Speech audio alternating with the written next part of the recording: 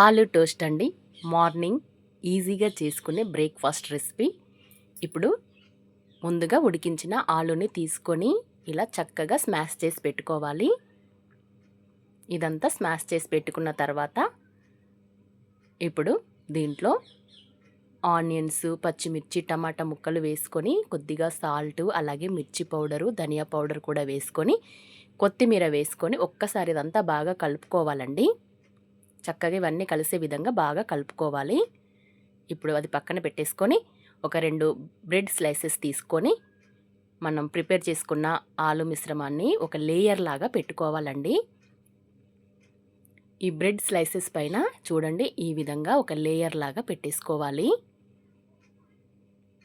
రెండిటికి ఇలాగే పెట్టుకోవాలండి. చాలా ఈజీగా బ్రేక్ఫాస్ట్ రెడీ చేసుకోవచ్చండి ఇది. చూడండి ఇప్పుడు స్టవ్ పై పెనం పెట్టుకొని అది వేడెక్కిన తర్వాత ఇలా బటర్ని అప్లై చేసుకోవాలండి. ఇప్పుడు ముందుగా మనం ప్రిపేర్ చేసుకున్న ఈ ఆలు బ్రెడ్ స్లైసెస్ని ఇలా ప్యాన్ పైన పెట్టుకొని టోస్ట్ చేసుకోవాలండి.